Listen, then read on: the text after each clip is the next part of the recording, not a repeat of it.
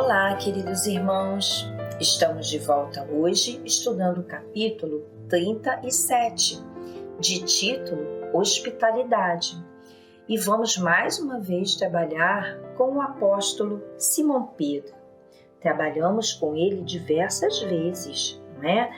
Trabalhamos lá no capítulo 9, de título Companheiro. Trabalhamos também no capítulo 16, chamado Aceitar. Trabalhamos também, meus irmãos, lá no capítulo 23, com o título Ide e Pregai. E voltamos a trabalhar no capítulo 28, com Simão Pedro, e o título dessa vez foi Oração. E agora vamos trabalhar esse capítulo novamente com o apóstolo Pedro. Vamos lembrar que Pedro tinha como nome Simão Pedro Bar Jonas, também era conhecido como Cefas. Ele era natural da cidade de Betsaida e tinha como profissão a pesca, era um pescador muito hábil. Simão, ele era um homem simples e bondoso, mas podia também se tornar irritado, enérgico e algumas vezes até violento.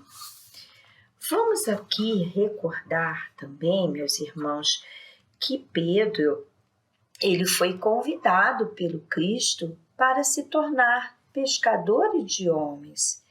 E, na verdade, Simão, ele foi o primeiro, né? O primeiro apóstolo convidado por Jesus. E Pedro, ele se tornou a pedra angular da comunidade cristã. Sobre ele se assentaram as responsabilidades do cristianismo nascente, força poderosa que desceu do céu por misericórdia de Deus. Mas vamos seguir adiante? Pedro, grande companheiro de Jesus, homem destemido, abastecido pela coragem em todos os momentos, sem faltar-lhe o próprio ânimo, negou a Jesus na hora em que deveria dar o testemunho. É o que pensais, mas não foi por medo, vós bem sabeis por quê. Eis que 3 de vocês me negarás. Só isso basta para que compreendais. Simão Pedro Bar Jonas, pescador de profissão no mar da Galileia, encontrou o Senhor e não resistiu ao seu chamado para o trabalho do amor. Eu te farei pescador de homens, ou pescador de almas. E verdadeiramente o fez. Pedro foi a pedra angular da comunidade. Sobre ele se assentaram as responsabilidades do cristianismo nascente, força poderosa que desceu do céu por misericórdia de Deus. O apóstolo do Mestre, certa manhã, levantou-se indisposto para o trabalho. Rumou para um caminho cujo destino levaria às campinas de Betsaida, às encostas das montanhas mais próximas. O homem pescador sentia por dentro necessidade de pensar, de monologar. Por certo que todas as pessoas têm tais necessidades e, de vez em quando, buscam a natureza e procuram entendê-la. Sua linguagem é consoladora e amável. Pedro chega ao destino e assenta-se em uma grande pedra, onde sua vista abarcava meio mundo. Seguro no seu bordão, meditativo, risca na fina areia muitas formas, para que a distração pudesse assomar à sua mente. Algo o preocupava, não sabia bem ao certo o que era e queria descobrir. Naquela elevação d'alma, surge de repente ao seu redor algumas ovelhas que começam a acariciá-lo, umas lambendo as suas próprias mãos, outras encostando o corpo no seu, como que pedindo que as coçasse. Pedro, sorrindo, distrai o pensamento conversando com as ovelhas que se entretinham com o apóstolo. De mansinho, aproxima-se um pastor que Pedro não percebera, dada a delicadeza do seu andar. Põe a mão em seu ombro e deseja-lhe a paz. O pescador vira-se de relance e, quase assustado, cumprimenta-o com amabilidade. Era um menino louro, dentes lindos que salientavam sua personalidade. Em sua mão direita empunhava um cajado que identificava sua profissão. O discípulo de Cristo, curioso, perguntou se aquelas ovelhas eram dele. O menino diante de Pedro afirma: Sim, Senhor, essas ovelhas são nossas. Nossas de quem? Adiantou o pescador. Eu tenho pai e mãe, sou filho único. Meus pais se encontram doentes e em casa faço tudo para que eles vivam. A minha mãe é cega e agora piorou com outras doenças que não entendemos. Meu pai caiu em um despenhadeiro quando ia salvar uma ovelha presa nas pedras e quase não pôde chegar em casa. Nós somos pobres, o senhor sabe. Pedro, meditando sobre o assunto, pergunta com interesse: Onde moras, meu garoto? Este aponta o bastão em uma direção e faz com que Pedro enxergue um casebre bem distante.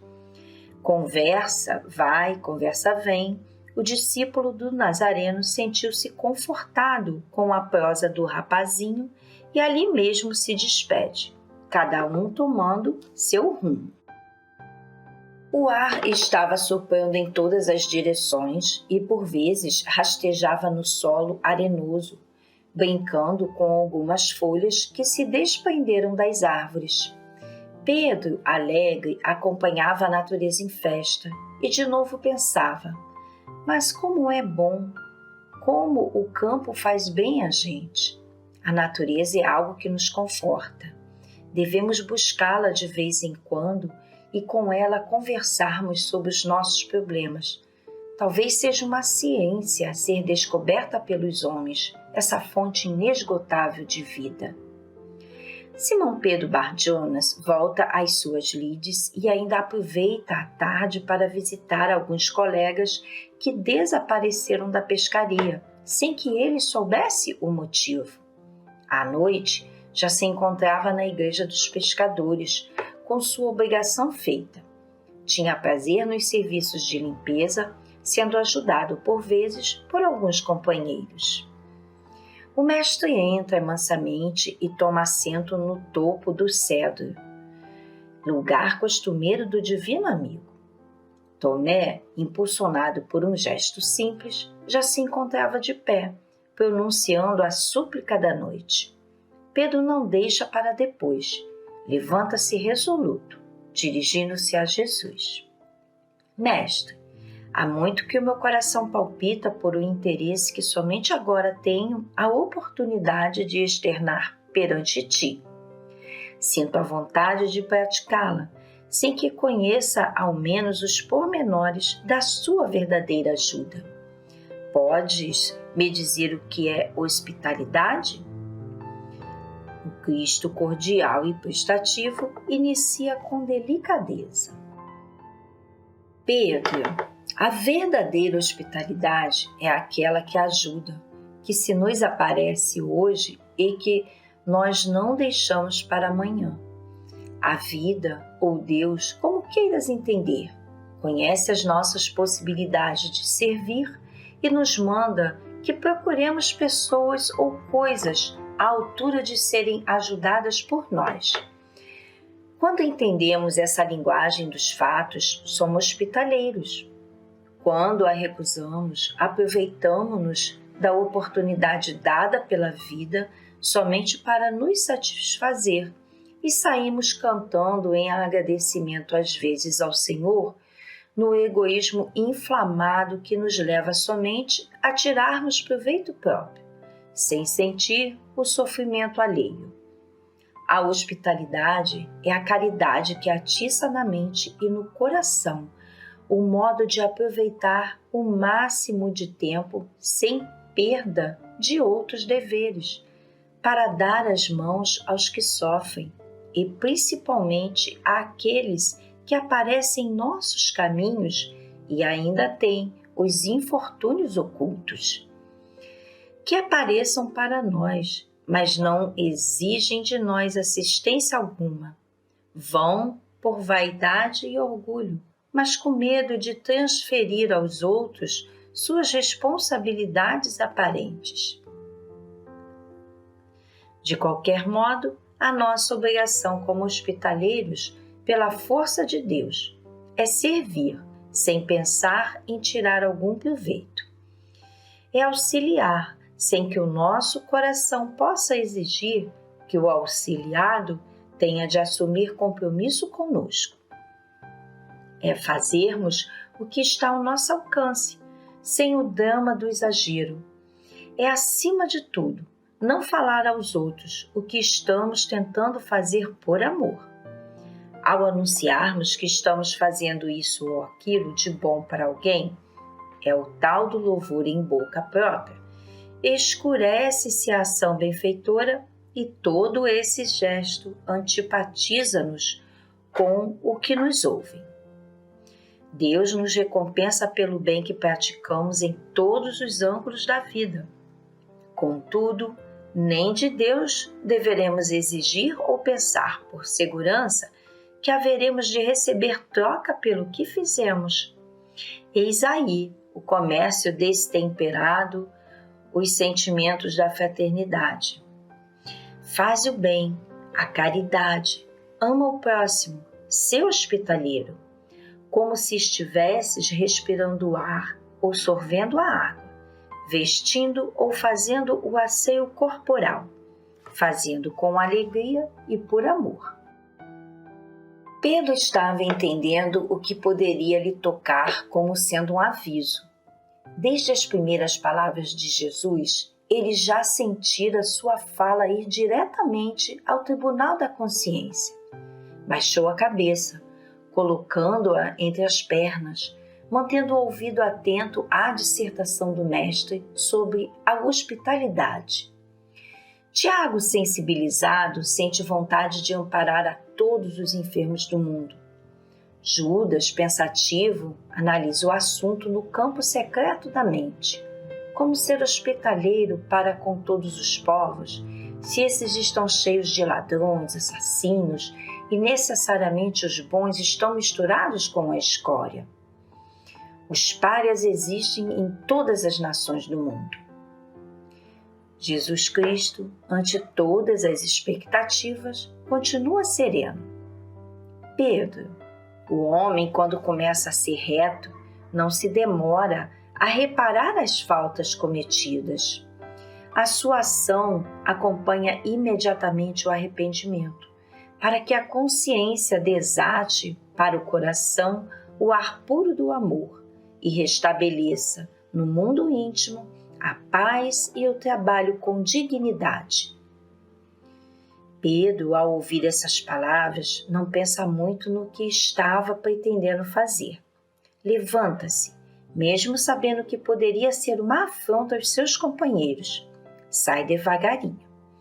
Escapole pela porta, rumando para um velho mercado que ainda se mantinha aberto. Compra o necessário para uma família em desespero. O comerciante faz algumas perguntas ao pescador admirado. Por que não comprar aquilo em Cafarnaum? Morava lá. Mas Pedro responde com evasivas. Improvisaram sacos e Pedro ruma em direção à casa do menino pastor. O mestre não precisaria perguntar para onde Pedro tinha ido. Sabia do segredo de consciência do pescador. O nazareno, dado a entender que não notara nada, para que os discípulos se tranquilizassem, toma novamente a palavra. Meus filhos, é certo que o mundo está cheio de sofredores, esperando mãos amigas que lhes levem consolo, se não cura.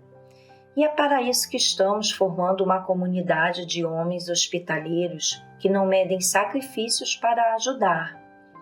Esperamos em Deus que todas as nossas ideias possam se estender ao mundo inteiro. Se pensarmos em atender a todos sem condições, seremos somente pessoas que passam e falam, sem dar ao menos um passo para enxugar uma lágrima.